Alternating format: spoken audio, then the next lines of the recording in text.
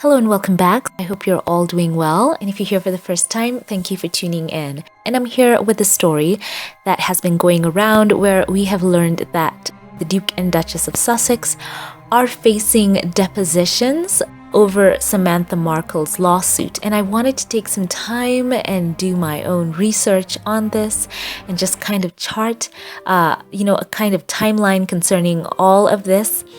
And as well, I didn't want to be quick to, add to any commentary concerning this without getting all of my facts straight. Because as we all know, the lawsuit is concerning defamation. And the Duchess of Sussex's half-sister has said in her suit that she alleged that Meghan, quote, orchestrated a campaign to defame and destroy her. That is in quotes.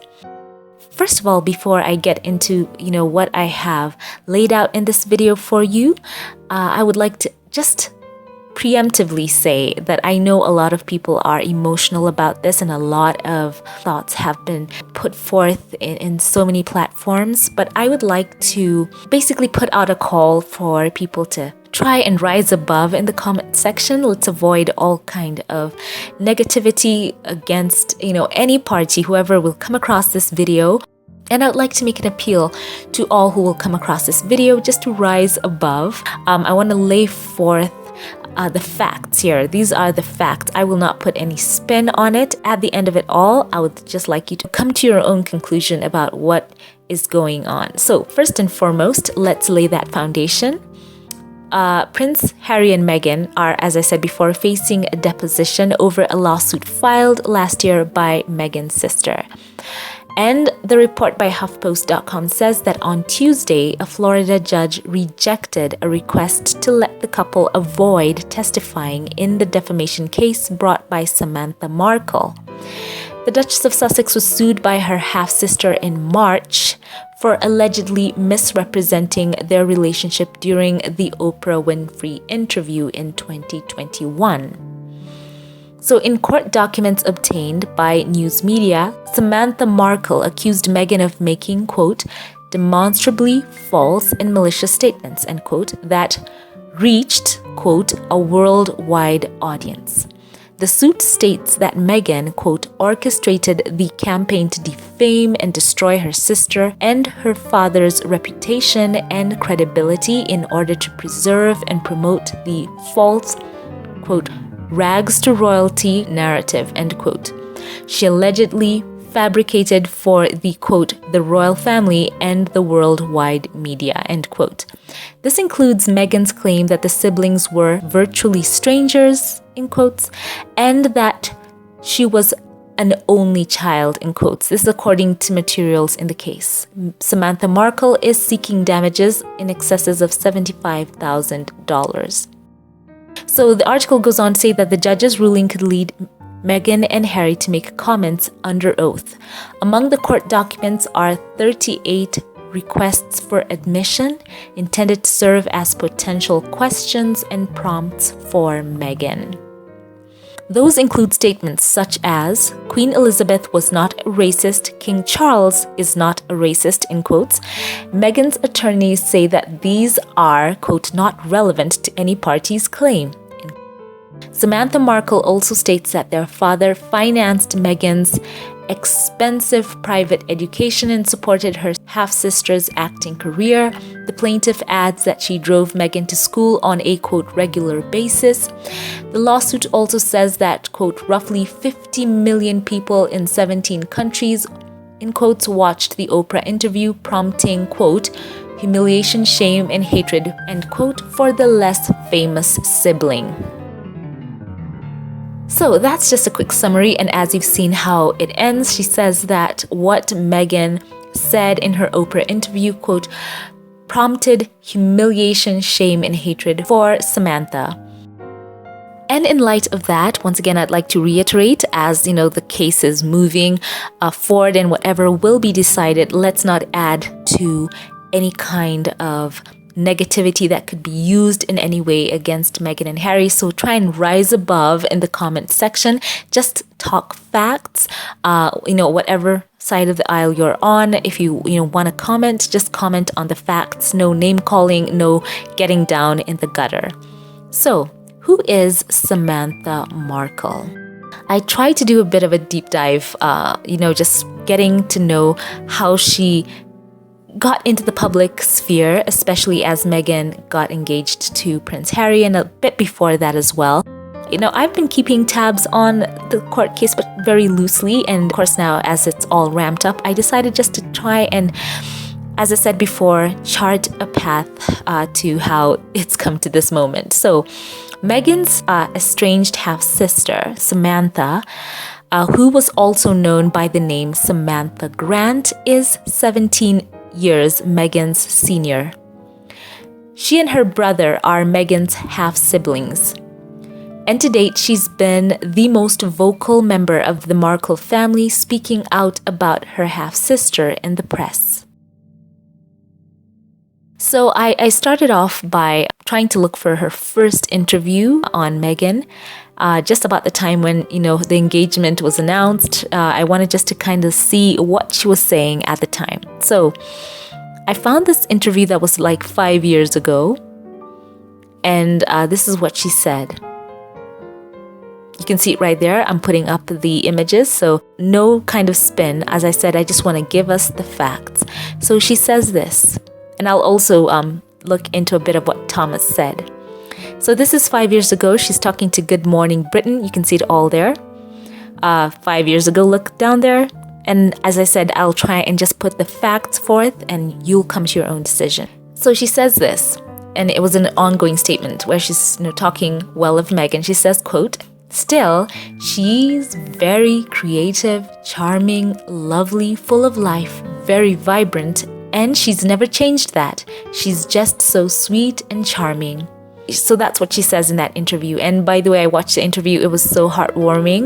Even those who were interviewing her, this is the run up to the wedding at that time. They were, all so elated and in high spirits. And I think at the time, Samantha thought that she would somehow be still on that wedding invite list.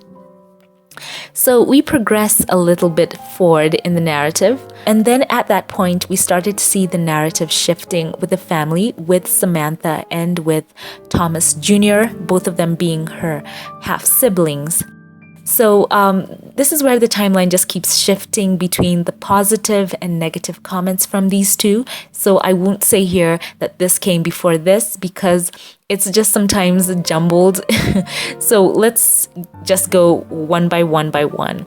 There was a comment by Prince Harry, and he talked about Meghan, talking about adapting her to their family traditions there.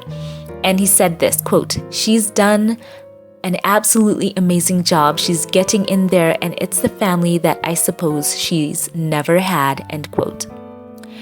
And that prompted a response from Samantha, who spoke out about it on Twitter, and she said this, quote, "She has a large family. She always did. Our dad is amazing and completely self-sacrificing. We made it so that she had 2 houses. How fun it was!" Exclamation point. End quote. And of course, the press, they latch onto that. And, they said that she was hitting back at them. And also Meghan's half-brother, Thomas Markle Jr., also added his voice to this, saying that his own dad was, quote, "extremely hurt after hearing Prince Harry's comment that the royals were like the family she never had." He said this, quote, "He dedicated the majority of all his time and everything to her." And he said this to the Daily Mail. He also went on to say, quote, "He made sure that she had what she needed to be successful and to get where she is at today," end quote. And he also said that she's had a really good family. "We were as close as we could be, as tight as could be. That's what we were. We'd get together on Christmas, on holidays, on birthdays, on Thanksgivings. It's always somewhere. Even though we lived in different parts of Los Angeles, we still all got together," end quote. And it was quite noteworthy that he also added that he had not spoken to Meghan since 2011.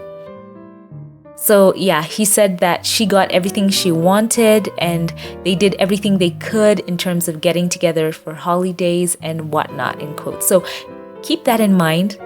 At the time, that interview was conducted in 2017, that he said he had not spoken to her since 2011. So that was his response at that time.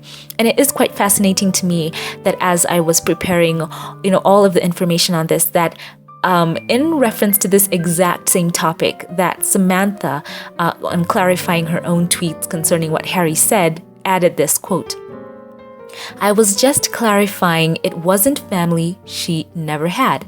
It was the family gathering with kids running around at a holiday all together she never experienced because we were all working and spread out. Socioeconomics in America demand that family members work. I guess because they're royal, they can have that, and that's incredible," end quote. So that's very interesting, sort of contradictory to what her own brother said. He's saying that they were all there and she's saying something different. So just putting that out there. Now, the story continues on. And I'm going to focus here on Samantha and Thomas. Now, Thomas pens an open letter to Prince Harry saying that marrying Meghan would be, quote, "the biggest mistake in royal wedding history." Interesting. And he also says this, quote, "It's very apparent that her tiny bit of Hollywood fame has gone to her head, changing her into a jaded, shallow, conceited woman that will make a joke of you and the royal family heritage," end quote. And in the same letter, he says this, quote, "What kind of person starts out by using her own father until he's bankrupt, then forgets about him in Mexico, leaving him broke over mostly all her debts," end quote. Interesting. So he writes that to Prince Harry in an open letter. So keep that in mind. And he then has an interview a while later in February 2017, and he says this, as you can see right there.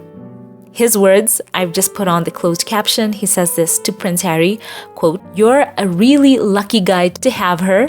I mean, she's 100%. He goes on to talk well of Meghan. So interesting. He says that you are a really lucky guy to have her. So which is it? Is she, someone, as he said, who is jaded, shallow, or is he lucky to have her? So just keep that in mind. And around the same time, Samantha Markle is quite active on her social media, tweeting about, various things in response sometimes to even media articles that she did not deem favorable. You can see them right there. I'm just putting them there up on the screen. She also talks about, quote, her criminal brother, Tom Markle. And at this time, as the wedding is approaching, there comes out this story where it's on the Mail Online. They seem to be some of the people who were covering them a lot during that period. I'm putting the highlight here of the article on Mail Online. It says, quote, "Watch out, Harry. Meghan Markle's half-sister claims the prince, quote, would be appalled if he knew about, quote, the narcissistic and selfish actress's treatment of her father and how she has a soft spot for gingers." So the article says this, just the bullet points of the article. Meghan Markle, 35, was slammed by her half-sister Samantha Grant. Ms. Grant accused the actress of failing to support her family. I've highlighted that right there. So in the article, it says, quote, Ms. Grant, a writer from Florida, said she had brought up the actress for 12 years when she lived in California and declared, quote, the royal family would be appalled by what she's done to her own family and the truth would kill her relationship with Prince Harry. He wouldn't want to date her anymore because it puts her in a bad light, end quote. And this story that is quite early on, as you can see it right there, it was when her, relationship with Harry was just fairly new in the press. The whole article goes on to highlight about Thomas Markle and the struggles that he has been having. It talks about how he worked on, hugely popular dramas and he won the first of 2 Emmy Awards for his work. And the article says this of Thomas, quote, when he split from Miss Markle's mother, he agreed to pay maintenance totaling £900 a month. And also the article says this, by 2002, however, Mrs. Markle was living on a shoestring, and in 2002, according to bankruptcy papers, had no property of her own and just $1,000 in the bank. And it also says that in September, Miss Markle's father was made bankrupt with records showing he had assets of barely £3,000 and more than £24,000 of debts, with large amounts of tax still owing, up to £49,000. So that's what the article said. And they said that he was living at that time at a, quote, shabby apartment in Hollywood, and that they had confirmed through someone there that he was traveling to Mexico. So even at that time, the press was highlighting the financial difficulties of Meghan's dad, and a lot of the tabloids kept on covering them and kept on having interviews. And it was at that time when Samantha, in one of her interviews in the press, spoke out about the fact that she had last spoken to Meghan in about 2015 at that time. I think it's about that time that they discovered that a lot of the members of the Markle family would not be attending the wedding. And there was an exclusive story in the Mirror where Samantha Markle spoke out concerning that. And as you can see there, it's written, Meghan Markle's sister urges her to do the, quote, morally right thing, end quote, and invite the whole family to the wedding as unseen childhood pics emerge. And this is a quote from the story. Samantha Markle, daughter of Meghan's father, Thomas, claimed that it was in poor taste, in quotes, to exclude her from the nuptials, even though they have not spoken for more than 3 years. This article came out in 2018, so you can do the math. They had not spoken since 2015. And keep in mind, at that time, two narratives have been coming forth from Samantha, where she would say something positive about Meghan and then something negative. So you can imagine, as I said, the last time they spoke was in 2015 at that time, and the last time that they saw each other physically was in 2008. So the Markle's family drama at that time was playing out around the world. Of course, the press pitched camps. There were some who were against Meghan and some who were pro Meghan at the same time. And Samantha, once again in the press, said this, quote, maybe she needs to bring closure on this by doing the right thing, reaching out, including the family. The royals should have taken care of this early on by treating the family with dignity and respect. Samantha said that she and many other family members were not invited to the royal wedding. So that became a thing. She tweeted about this and said, quote, out of respect and humanitarianism, the Markles should be invited if 2,000 complete strangers are. Our uncle, brother, me, best friend of 30 years, nephews. At issue is not a matter of closeness. Family is family, end quote. So even there, she acknowledges that as you can see, it's not a matter of closeness. She says family is family. So as we try to gauge what's going on, you can see at that point that the Markles have not been invited to the wedding. You can see also, from her own half-siblings, two types of commentary about Meghan coming out in the press, negative and positive from the same sources. And it's also interesting that at some point that even Thomas spoke out against his own sister, as she was now starting to really speak out against Meghan. In an interview with the Australian TV show A Current Affair, Samantha spoke out yet again concerning Meghan. And it's quite interesting how she was introduced in this interview. And you can see there, I'm putting up for you the closed caption. This is her intro, quote, Samantha Grant, or Samantha Markle, as she now prefers to be called. And, the interviewer goes on and on. But that's quite interesting, and I want you to note that. So in this very interview here that was conducted in 2018, she spoke out against Meghan concerning her dad. And she said this. She accused Meghan of not using her financial resources to help their father, who reportedly declared bankruptcy in 2016. And Samantha said this of Thomas Markle. She said that, "I don't think he feels that she owes him, but that's how I see it." And of course, in this piece, in A Current Affair, they go on to talk about how Thomas Markle declared himself bankrupt in 2016 and how he moved to Mexico, basically became a recluse. Honestly, what you know she could spend in a weekend would greatly help Dad, so that should be a priority. In that same interview, she talked about how Meghan could afford a $75,000 dress. Like, you know, if you can afford a $75,000 dress, then she said she could be able to afford to support her dad. And at the same time, she also refuted the claims that she was, smearing her sister in the press. Tabloid reports claim that Samantha called Meghan, quote, a narcissist and a social climber. But Samantha insisted in the TLC documentary that she never said those things, saying, quote, I was quoted as calling her Princess Pushy. I never said those words. The truth is, I never said any such thing, and there's no tape, no recording, nothing in the world that anybody could present to suggest that it was, end quote. Of course, it is worth noting that Samantha told Good Morning Britain that she was writing a memoir called The Diary of Princess Pushy's Sister. That title, she said, was meant to be tongue-in-cheek, saying, quote, the title is a mockery of the media. It wasn't me who called Meg pushy. It was the tabloid newspapers. She's not pushy. The book isn't going to be negative. It's a warm, witty, honoring book. Unfortunately, the negative sing-song has gone round the world, end quote. So I want us to move a bit forward, where she talked about the fact that, according to her, the tabloids had strained her relationship with Meghan.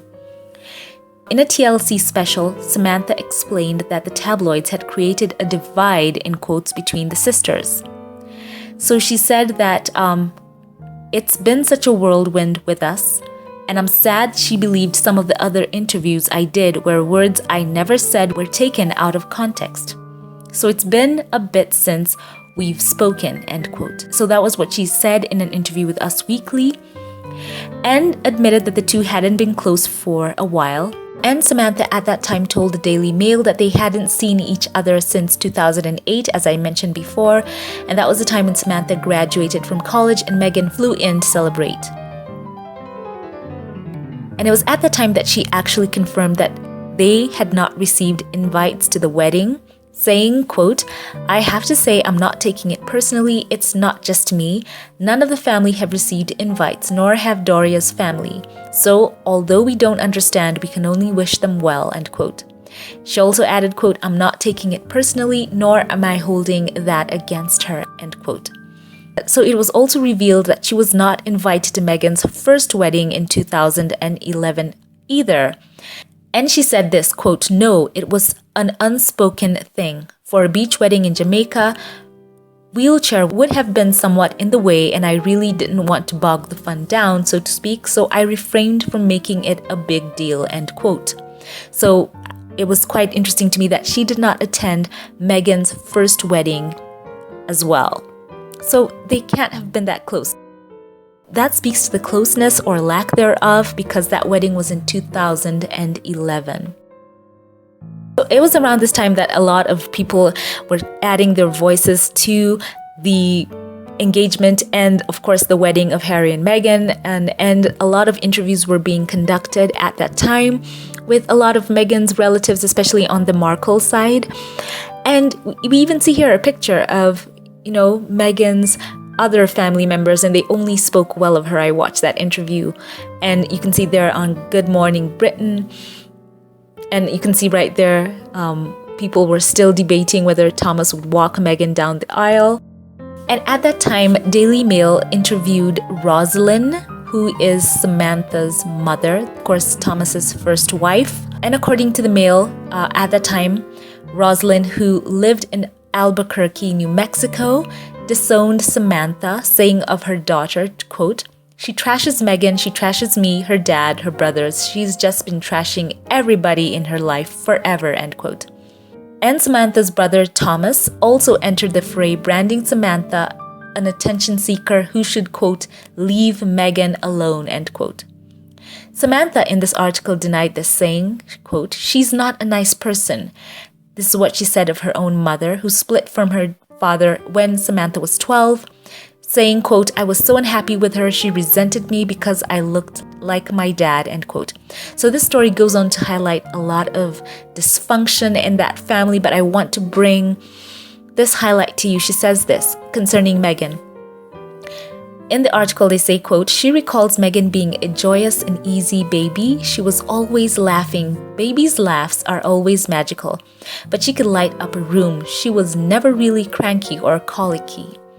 She was a determined and meticulous child," Samantha says, "always anxious to surround herself with nice things even as a toddler. I wouldn't say pernickety, but she started to develop a taste for the finer things in life. Nice shoes, music boxes, her dolls. She loved dressing up her Barbie dolls. She was really neat too. Most kids just throw things on the floor, but she would organize her things meticulously." And then she goes on to say that Meghan did not like her hair, saying, quote, "It was thicker, more coarse than she liked. She used to tell me it bothered her, and she wanted her hair like other girls. She struggled a lot with that, but Meghan's never had to look like the other girls. She was always so pretty. I was looking forward to the day when she would get a sense of self and rise above all that," end quote. And the article goes on to say this, that her public utterances on the subject of Meghan haven't exactly been supportive of late. The article says that she's called her sister a, quote, "a social climber," questioned her charity work and her responsibilities to her family, and has been less than respectful about her expected future brother-in-law, pointing out that Meghan, whose first husband had reddish hair, had a soft spot for gingers, end quote. So the article says this, that the comments included some Samantha made about a lack of financial and emotional support from Meghan when her family were going through tough times. It was 2008 when Samantha, by then a mother of two with a patchy career that had included acting, writing, a stint in the US Air Force, had MS diagnosed, and she said that her world had turned upside down. And the article says, where was Meghan at this time? Although she had yet to land the role in the TV drama Suits that would make her famous, her acting career had taken off, and she was dating a film producer, Trevor Engelson, of whom she went on to marry in 2011. So unable to work, Samantha admits she suffered financially, as did her father, Tom. Both were declared bankrupt, and Samantha challenged Meghan on her lack of financial support. We did have a conversation once. I felt she should help my dad when he was having a hard time, but maybe he wouldn't have wanted her help. So yet again, two sides of the story where, according to The Sun, Samantha had said that Meghan was narcissistic and selfish and that the royal family would be appalled. But after Meghan got engaged, she denied rumors of the rift, calling Meghan absolutely lovely, very strong, and very graceful, in quotes. So the royal wedding rolls around, and as we all know, the debacle happens with Thomas taking the staged paparazzi pictures. So it was reported that Meghan's dad, Thomas Markle, collaborated with a paparazzi photographer to stage a series of pictures. And after, of course, it was all found out, Samantha appeared on ITV Monday, claiming responsibility for the arrangement.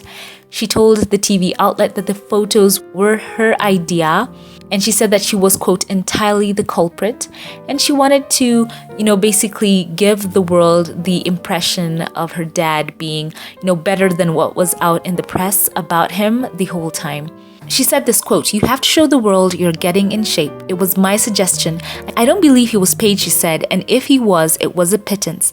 I can understand how awkward for Kensington Palace," end quote. So of course we all know for sure he was paid. By now we all know that.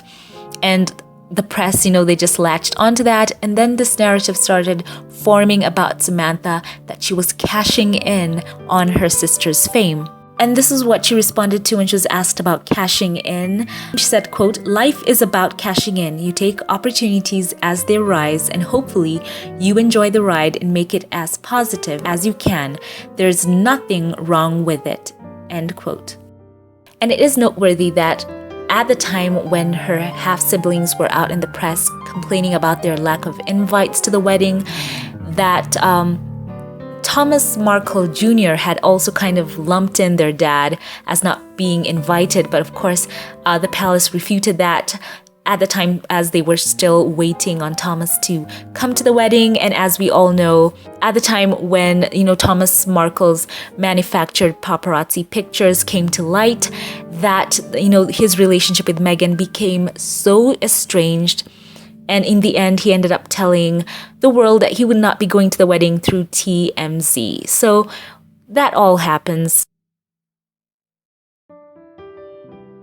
So now you can start to see more of, the whole basis of this feud. I find it quite easy when you just lay out things across.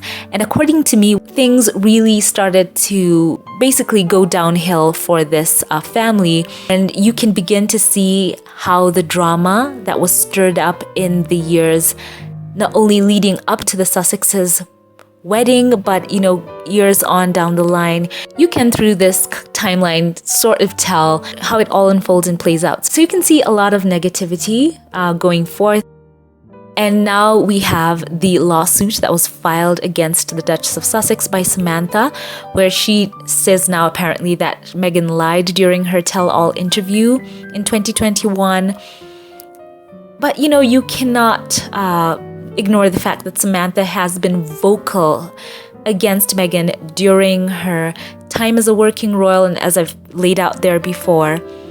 And now that she says that Meghan has not been truthful about her background or her father.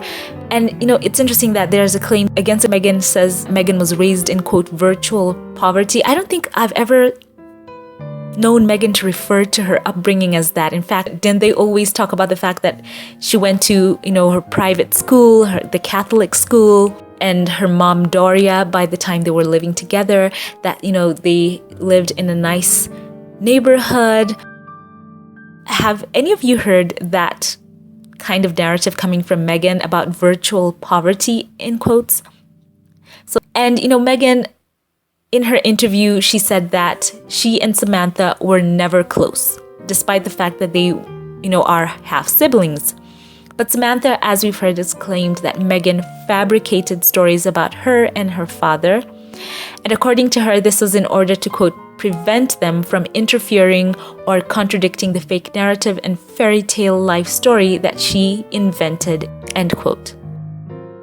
And we also had, her dad saying that she had ghosted them, and even her own dad calling Meghan, a social climbing, which is kind of sad as well. And of course, as you cast your mind back to all of those years, especially around the time in 2018, as she was giving interviews where she was being challenged on, quote, trashing her sister, she tried to say that, it was a frustration on the fact that Meghan had not been reaching out to them. And there was also that story where she just showed up, where she actually had gone down to Buckingham Palace uninvited, and she just showed up. And it was quite interesting that she was turned away by security after showing up at Kensington Palace uninvited. During that UK visit, she was also spotted buying a commemorative mask of her younger sister and Prince Harry after the awkward and unsuccessful visit. And what's just happened throughout the years, all of the articles that, she has either commented on or interviews that she has participated in. And here you can just see a couple of them that I'm flashing here on the screen, where she has something to say about the Duchess of Sussex, talking about her humanitarianism and saying that it's just for show, in quotes, challenging that in light of, her own family's financial struggles at the time. So it's about that time where she also gave another interview as well, where she spoke about Meghan. And she had a very telling interview with Jeremy Vine, And he called her out, asking her, why she was trashing her sister. Just look at this. She, in the same interview, says that she had not called Meghan, her sister, Princess Pushy. She says, in fact, that she is the opposite. The opposite is true. And she says this to Meghan. When she's asked what would she say to Meghan if she was watching, she says, quote, "I love you. I admire you. I'm incredibly proud of you." So, you wonder. And it's once again interesting to me that I've seen the thread of a lot of the strain that has been in the Markle family has been financially motivated, because most of the time in all of the criticism that I've read from Thomas Markle Jr. and Samantha, it has always referenced Thomas, their dad, and his financial situation. And I think that's just interesting. Even as I said before, Thomas Markle Jr. mistakenly saying that, his dad was not invited to the wedding in that letter that he wrote, until the palace had to come out and say, no, he's actually invited. So as I said before, two narratives were quite consistent from her siblings, her half-siblings. And something caught my attention as I was looking into this. Samantha, in an interview with A Current Affair in Australia, she talked about Meghan's first husband, and she says that she said, in fact, that she was kind of sad that they had divorced, because she said this: "I really liked him and admired him so much because he was so lovely to her grandmother when she was in the nursing home," in quotes. So isn't that interesting? It shows that even as he was married to Meghan, that they both were being active and looking after, her grandmother, who, as she points out there, was in the nursing home. So it's interesting to me when you see in another piece where someone will talk about Meghan and say that she did not take care of her grandparents. So which is it, So I find that very interesting. So as I said, I wanted to lay out a couple of the facts. It's been quite inconsistent from these half-siblings. Things spiraled so much further out of control when it was solidified that they were not invited to the wedding, as that relationship with Thomas Sr. just broke down completely. A lot more negative articles and interviews were in the press about Meghan, once again highlighting Thomas Markle's financial situation. And this is a very interesting quote. Now, this is after Meghan has been married. She said this. Samantha also claimed that after Archie's birth, that it was, Meghan's, quote, turn to reach out to her estranged family. And since the royal wedding, she kept up her criticism. She accused Meghan of ignoring her own family as she took on royal duties. And Samantha wrote online, quote, "Glad you have so much time to gallivant around paying tribute to others while ignoring your own father. How cold can you be and look in the mirror? Harry, I guess I was right," end quote. So as you see, this has just all continued to play out. And I also remember her in an interview being asked about all of the trashing, in quotes, of Meghan in the press. And she was asked quite pointedly, "Are you trying to shame your sister?" And by the way, it was with Jeremy Vine. He asks her, about calling Meghan narcissistic and selfish. And Samantha responded and said, "Did anyone see me say those words? Who dubbed her narcissist?" So it's like she was refuting that she ever called Meghan a narcissist. But she was also asked about her tweets. She was asked, "Why did you say that Meghan was the Duchess of Nonsense?" And you can see there in the closed caption, she says that I did say. She admits to that. And once again, of course, the Princess Pushy. And she says that, it was never anything that she had coined for Meghan. She said those were not her words. She goes on to give an excuse. And after he read a lot of her tweets to her, he asked her, wouldn't Meghan be well advised to pull up the drawbridge on the royal castles on her and not see her?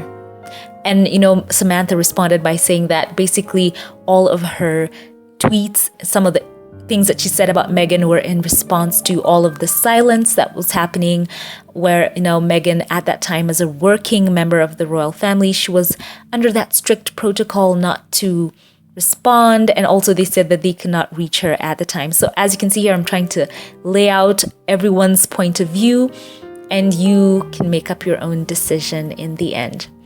And as I said before, Jeremy asked her if she was trying to shame Meghan, and he kept asking her, "Are you trying to shame her?"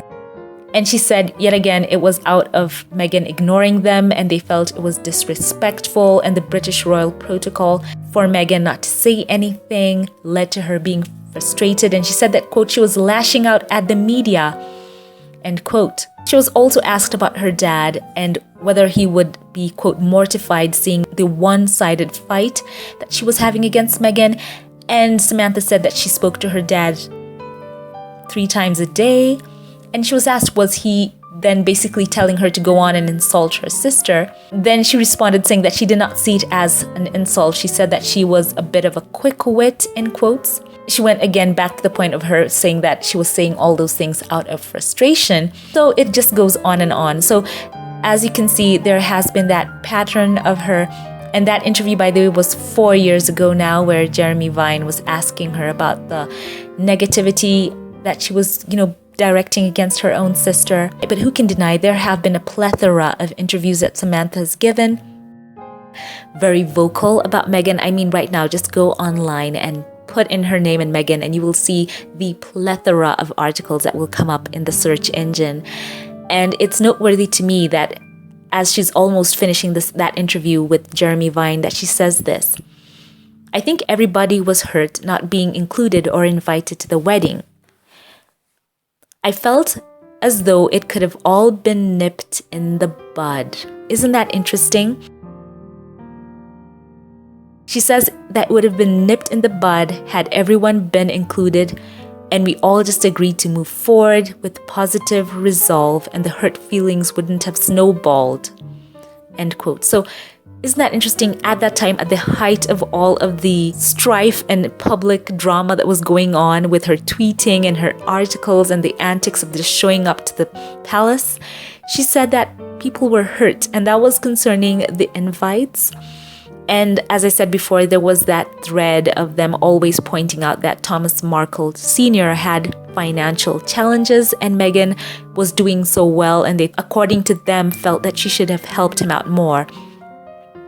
So it's interesting how it has devolved into this whole lawsuit where she basically says that Meghan tried to humiliate and shame her and cause hatred for her. And she talks about the whole background of Meghan and her having that narrative of poverty to royalty. And her also once again saying that Meghan had orchestrated the campaign to defame and destroy her and her father's reputation, which Meghan, I think even in her interview with Oprah, had said that she did not feel even comfortable talking about her dad. And I think that's just from her own faith of, honor your father and mother, that Christian principle. I think she was very reluctant to talk about her dad in any negative way. And Meghan as well, speaking of Samantha, the few times she did speak of her, she has, for the most part, not really been vocal about Samantha. But in that interview with Oprah, she said that the last time I saw her must have been at least 18, 19 years ago, end quote. And Samantha provided a picture of her and Meghan from 2008, which would have been 15 years ago from this year.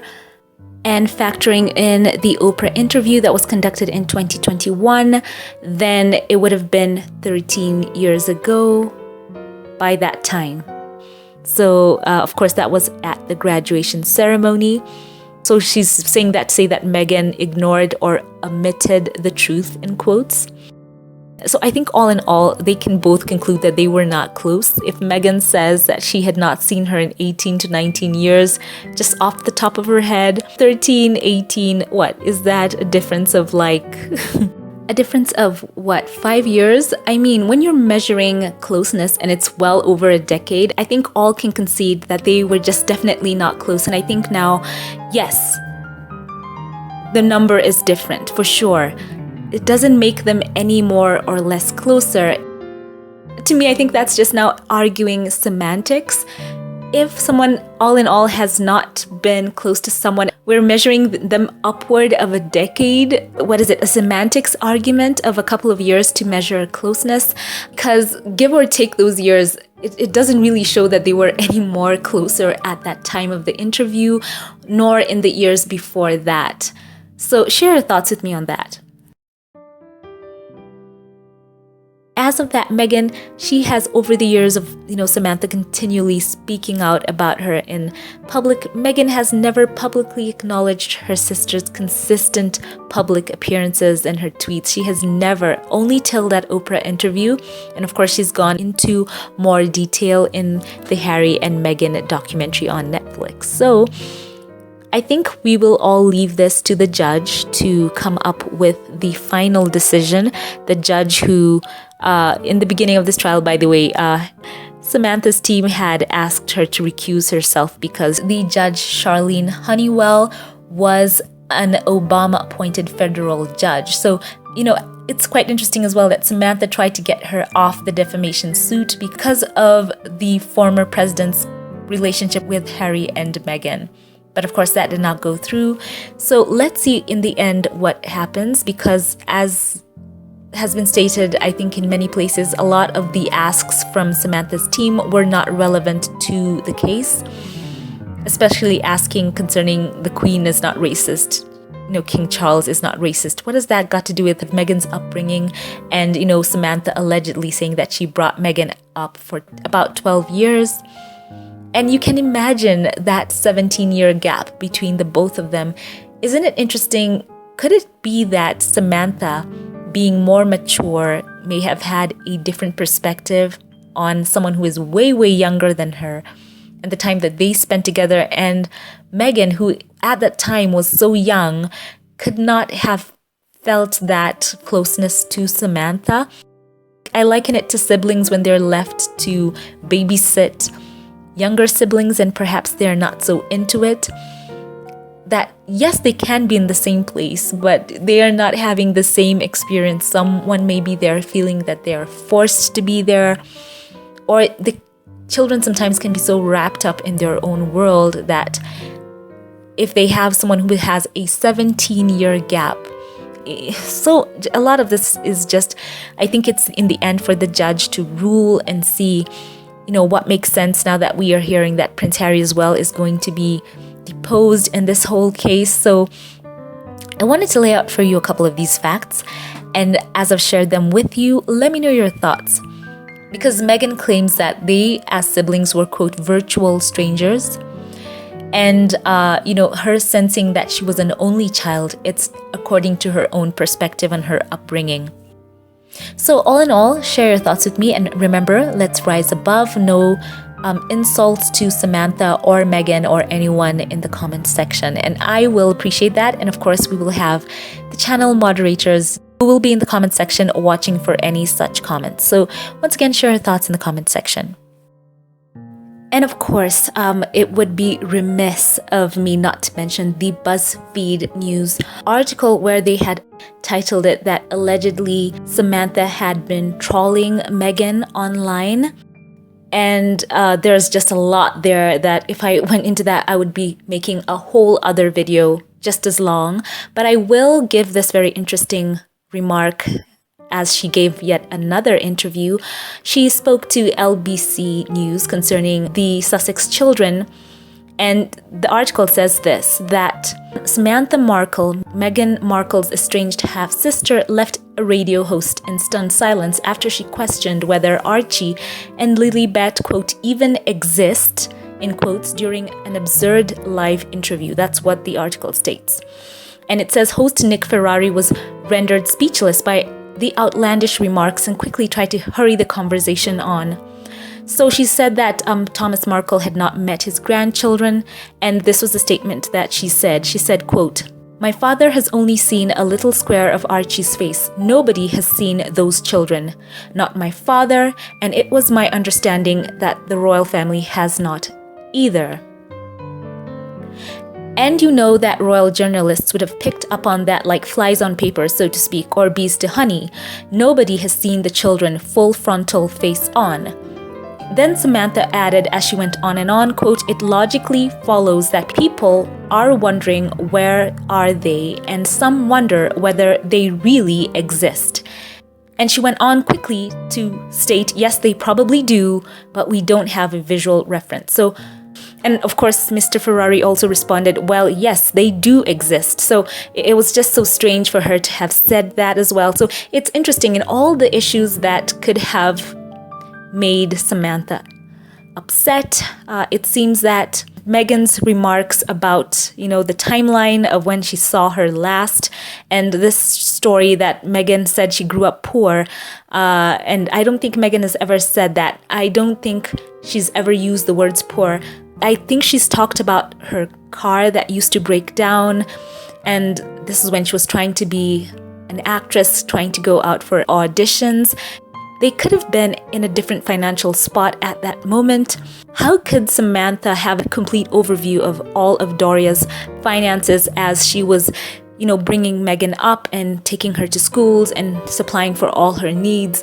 Who can speak on that except someone who has all of those records? So it's interesting that these statements are what have launched the lawsuit when, as I said before, Meghan, for the most part, has not really been in the press responding to each and every statement by her half-sister. So this is just that overview. I do not want to get into the conspiracy theories here.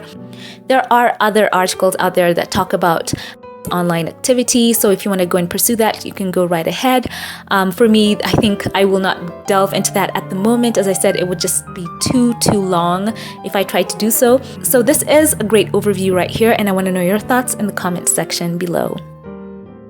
And can I just add something? As I've been going through a lot of the information that I would put together in this video, it has just been truly highlighted to me that Meghan and her dad, now in particular, that truly their relationship has just gone through a lot. And to see where they have come from, I mean, Meghan was truly a daddy's girl, and to have slowly have seen that deterioration of that relationship as I've researched this, it's truly sad. It truly is sad. One cannot understand how it just spiraled so downward.